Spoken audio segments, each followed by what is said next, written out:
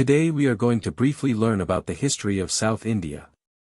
South India encompasses the Indian states of Andhra Pradesh, Karnataka, Kerala, Tamil Nadu, and Telangana, as well as the Union territories of the Andaman and Nicobar Islands, Lakshadweep and Puducherry, comprising 19.31% of India's area, which is 635,780 square kilometers or 245,480 square miles and 20% of India's population. The Godavari, Krishna, Kaveri, Tungabhadra, Periyar, Bharatapuzha, Pamba, Thamarabarani, Palar, and Vaigai are some important perennial rivers of South India. Ancient and Medieval Era. Carbon dating shows that ash mounds associated with Neolithic cultures in South India date back to 8000 BCE.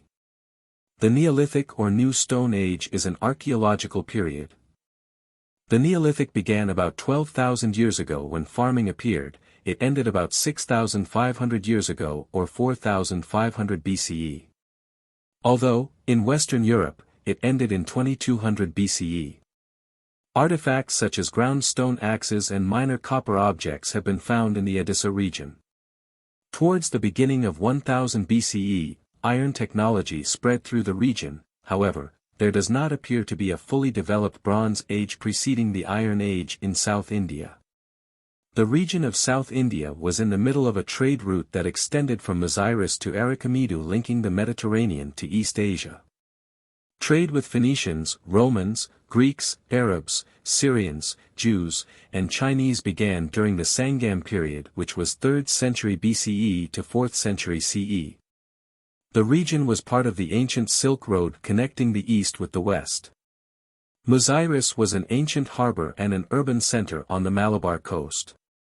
The Malabar coast is the southwestern coast of the Indian subcontinent, generally referring to the coastline of Kerala.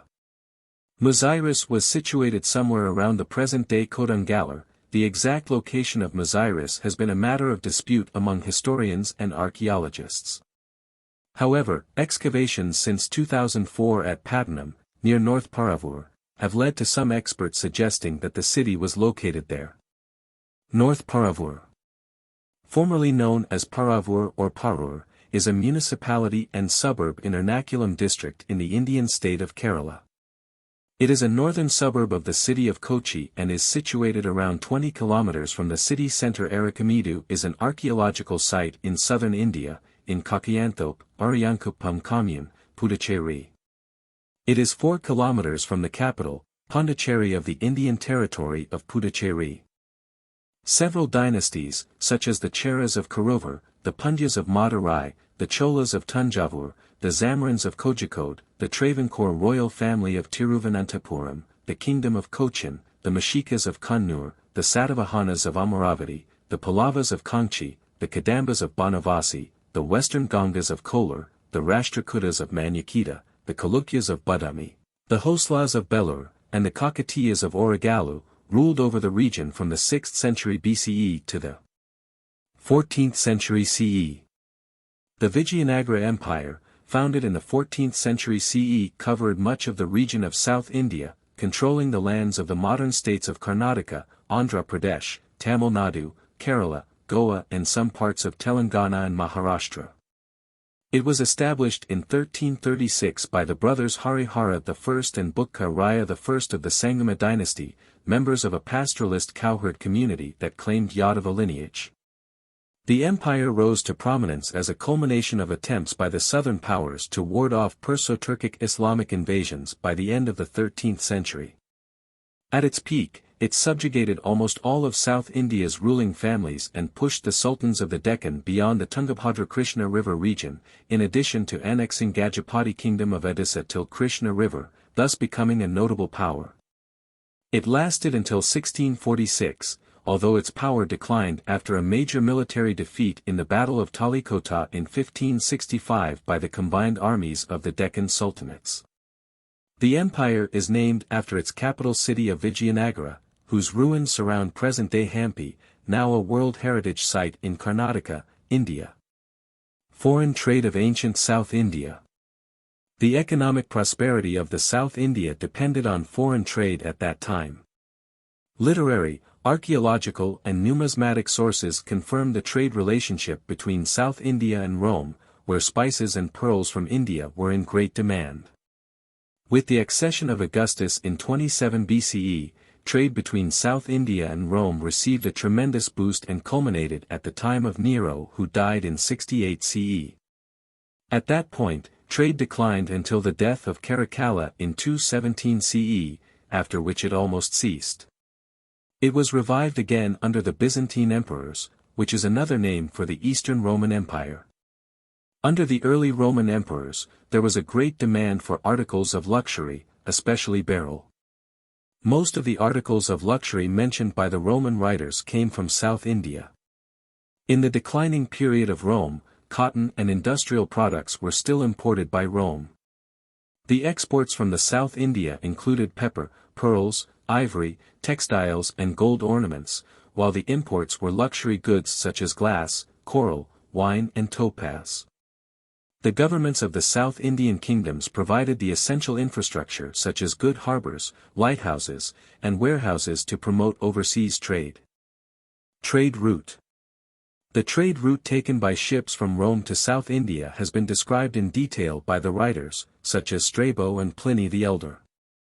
Roman and Arab sailors were aware of the existence of the monsoon winds that blew across the Indian Ocean on a seasonal basis. A Roman captain named Hippolus first sailed a direct route from Rome to India, using the monsoon winds.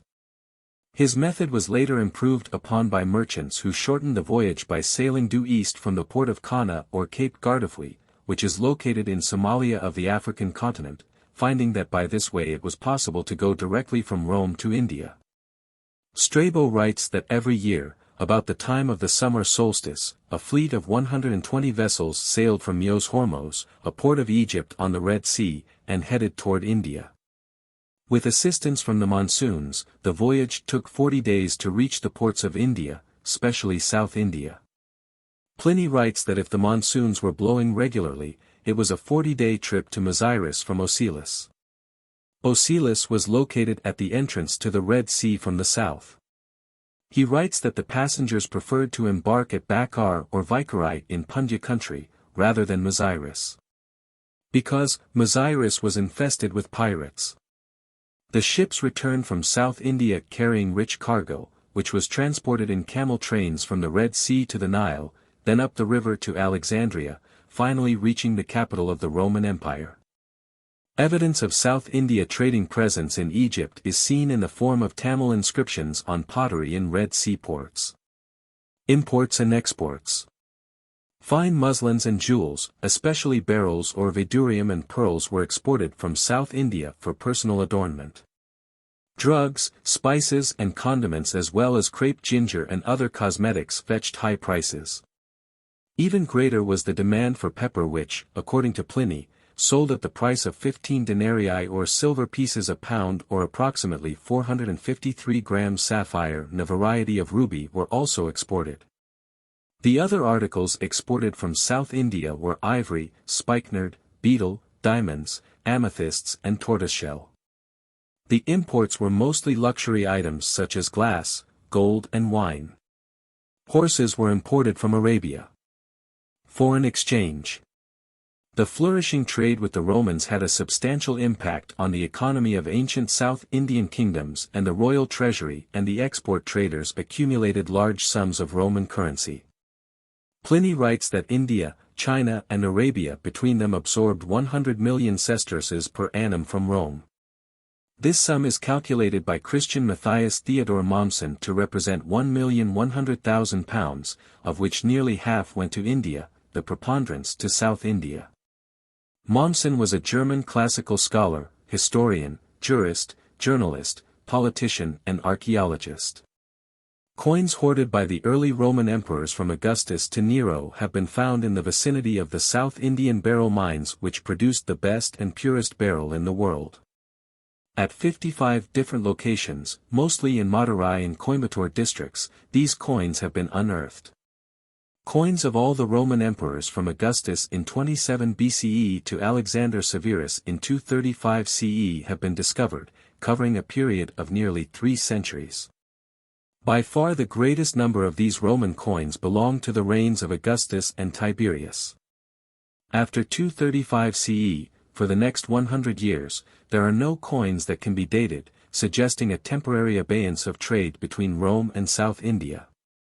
This could have been due to internal revolts and external attacks suffered by the Roman Empire during that period. When order and good government were restored in Rome, trade with the South Indian kingdoms revived, as indicated by the finding of an increased number of coins from this period. Zeno's coins have been traced to the end of the Roman Empire. Zeno was an Eastern Roman emperor from 474 CE to 475 CE and again from 476 CE to 491 CE. Scholars believe there was a Roman settlement near Madurai and that little copper coins with the Roman emperors' heads on them might have been minted locally. Thank you for watching this video.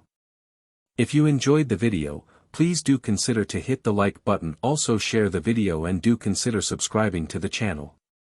Your like, share, comments and subscribe will motivate me and keep making more videos.